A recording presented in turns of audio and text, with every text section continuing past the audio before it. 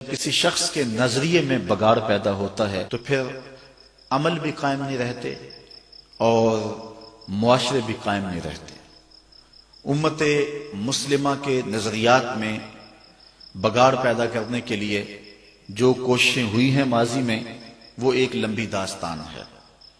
بر صغیر پاک و ہند میں ایسٹ انڈیا کمپنی کی آمد کے بعد یہاں جس طرح فرقہ بندی کی بنیاد رکھی گئی اور امت مسلمہ کو تقسیم کیا گیا، اور لارنس آف عربیہ کی خلیج اور دیگر ممالک میں آمد کے بعد جس طرح کے فتنہ بپا کر دیا گیا، آج امت گروہ در گروہ اور فرقہ در فرقہ، تقسیم در تقسیم کے عمل سے گزر رہی ہے، اور ہر شخص اسلام نہیں بلکہ اپنے فرقے کا جھنڈا اٹھا کر کے دنیا کے اوپر پنپنے کی کوشش کر رہا ہے۔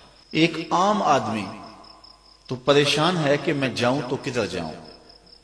ایک آدمی کو کئی آدمی کھینچ رہے ہیں، کوئی کہہ رہا ہے میں سچا، کوئی کہہ رہا ہے میں سچا، اور ہر شخص دلائل دے رہا ہے، اور وہ شخص ایک عجیب مخمصے میں مبتلا ہے۔ کبھی آپ نے دیکھا ہو لاری اڈے پہ کہ سواری جب کسی جگہ پہ جانے کے لیے قدم رکھتی ہے تو کوئی اس کا سامان چھین کے لے جاتا ہے، کوئی کنڈکٹر اس کا بچہ چھین کے لے جاتا ہے، اور کوئی اس کو بازو سے پکڑ کے کسی جانب کھینچ رہا ہوتا ہے، اور بعض اوقات سواری پریشان ہوتی ہے اور وہ غصے میں آ کہتی ہے میں نے کہیں نہیں جانا، تو عجیب وہ مخمصے میں مبتلا ہوتی ہے کہ میں جو ہے وہ کس کے ساتھ جاؤں۔ آج کل فرقہ بازوں نے بھی یوں سلسلہ کیا ہوا ہے کہ وہ لوگوں کو پریشان کر رہے ہیں، اور بہت سارے لوگ ہیں کہ جو مذہب سے بیزار ہو جاتے ہیں، وہ کہتے ہیں سارے جھوٹے ہیں۔ گو ایک طبقہ ایسا بھی ہے جو کہتے ہیں کہ جی سارے سچے ہیں، حالانکہ یہ بھی درست نہیں ہے، یہ بات معقول نہیں ہے کہ سب سچے ہوں، اور یہ بھی درست نہیں ہے کہ سب جھوٹے ہوں۔ ہم نے خیر کو اور حق کو تلاش کرنا ہے، اور ہم نے ڈھونڈنا ہے کہ اچھائی اور خیر اور بھلائی کہاں ہے، اور ڈھونڈنے کے لیے آسان طریقہ ہے کہ ہم حضور علیہ الصلوۃ والسلام کے دور کو دیکھیں اور حضور کے زمانے کو دیکھیں۔ میرا ایک درویش سا دوست ہے، اس کو کسی نے پوچھا کہ جناب آپ کا مذہب کیا ہے، تو اس نے کہا کہ میرا وہی مذہب ہے جو میرے والدین کا مذہب تھا۔ تو اس نے مزید سوال کیا کہ آپ کے والدین کا مذہب کیا ہے؟ کہا وہی جو ان کے ابا و اجداد کا تھا۔ تو اس نے پھر تیسرا سوال کیا کہ اس کے ابا و اجداد کا مذہب کیا تھا؟ کہا وہی جو مدینے سے معین الدین چشتی اجمیری لے کر آئے تھے۔ یہ فرقے، یہ گروہ بعد میں بنے ہیں، جو مسلک، جو مذہب بزرگان دین لے کر آئے ہیں، جو حضرت داتا گنج بخش علی اجمیری لے کر کے آئے ہیں، جو حضرت عطائے رسول معین الاسلام حضرت معین الدین چشتی اجمیری دین لے کر کے آئے ہیں، وہ یہ موجودہ فرقوں والا دین نہیں تھا۔ ہم اس دین کو تلاش کریں کہ وہ دین کیا ہے، اور اس دین کی پیروی کریں، وہ سچا دین ہے اور وہ خالص دین ہے۔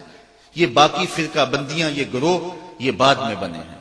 اس لیے اپنے بزرگوں کے دین کو نہ چھوڑیں۔ حضرت امیر ملت پیر سید جماعت علی شاہ رحمۃ اللہ تعالی علیہ فرمایا کرتے تھے، لوگوں جوتے پرانے ہو جائیں تو بدل لو، لباس پرانا ہو جائے تو بدل لو، پگڑی پرانی ہو جائے تو بدل لو، لیکن عقیدہ پرانا ہی ٹھیک ہے، وہ نہ بدلنا۔ اس لیے جو بزرگ ہیں ان کے عقیدے کو اپنا کر کے رکھیں، اسی میں تمہاری خیریت ہے۔ یہ جتنے بھی اختلافات ہیں وہ بعد میں پیدا ہوئے۔ حضرت شیخ عبدالحق محدث دہلوی بڑی خوبصورت بات کی مدارج النبوت میں لکھتے ہیں، اللہ کا شکر ہے بہت امور میں اختلاف پایا جاتا ہے، کم از کم میرے دور میں حضور علیہ الصلوۃ والسلام کی حیات طیبہ پر تو کوئی اختلاف موجود نہیں ہے۔ یعنی پوری امت اس بات کو مانتی ہے کہ حضور قبر اطہر میں زندہ ہیں۔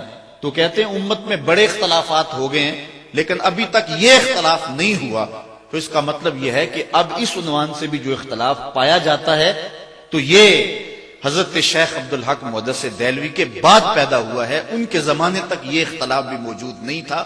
اس لیے بعد میں اختلافات پیدا ہوئے اور امت کو جو ہے وہ گروہ در گروہ تقسیم کر دیا گیا۔ علامہ نبہانی نے لکھا ہے، اول من انکر التوسل والاستغاثہ والنداء هو ابن تیمیہ، پہلا شخص جس نے توسل، استغاثے اور ندا کا انکار کیا وہ ابن تیمیہ تھا۔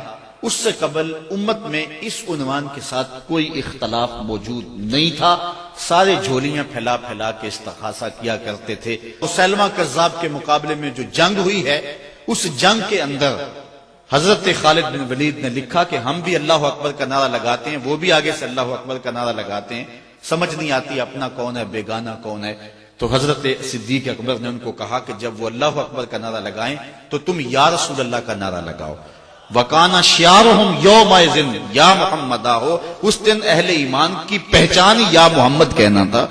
इसलिए हम अपने आबाओ अजदाद के दीन को देखें और नए नए अदियान और नए नए रंग ना अपनाएं कि बाद में आज अगर हमें ये तब्दीली करनी पड़ गई है कुछ लोगों को कि वो नमाज के अंदर रब्बना इग़फिरली वाले वालिदैया नहीं पढ़ते कि हमारे वालिदैन के अकायद ठीक नहीं थे, उनके लिए दुआ नहीं हो सकती। तो अगर कल इस्लाम का कोई और नया एडिशन आ जाता है तो फिर तुम्हारी औलादों को जो है कोई और तब्दीली लाना पड़ेगी और उनके नजदीक तुम भी काफिर हो जाओगे। इसलिए अल्लाह का खौफ करो और जो बुजुर्गों के अकायद चले आ रहे हैं उनके अंदर तब्दीली ना करो। कुछ लोगों ने उम्मत मुस्लिमा के अंदर बगाड़ पैदा करने के लिए उम्मत को फिरका फिरका कर दिया। पहले फिरका फिरका किया, फिर उनको जो है वो तशद्दुद पे उभारा, फिर उनके हाथों के अंदर असला दिया और आज ये है कि एक मुसलमान दूसरे का गला काट रहा है। उम्मत मुस्तफदिया आपस में दस्तो गिरेबान है। छोड़ के आपका दामने रहमत, आका हमसे भूल हुई, खो दी अपनी कदर कीमत, आका हमसे भूल हुई, देख हमारी आंख मचोली, अपने सीने अपनी गोली, भूल गए हम दर से अखूबत, आका हमसे भूल हुई, बन गए सीमो जर के बंदे, तन के सुथरे मन के गंदे, लुट गई हमसे फकर की दौलत, आका हमसे भूल हुई। अब भी हुजूर की दहलीज पे आ जाएं और अर्ज करें कि दुनिया के ठुकराए हुए हैं, तेरे दर पे आए हुए हैं, खोल दे अपना दामने रहमत, आका हमसे भूल हुई। तो अकीदे की बुनियाद अपने बुजुर्गों के अकायद को रखें, सारे मसाइल हल हो जाएंगे। वरना कील अकवाल दलाइल मुनाजरे इससे जो है वो नताइज नहीं मिलेंगे। जो बुजुर्गों के अकायद थे, आबा अजदाद के अकायद थे, वही अकायद रखें और वही सच्चे अकायद थे और वही सुथरे अकायद।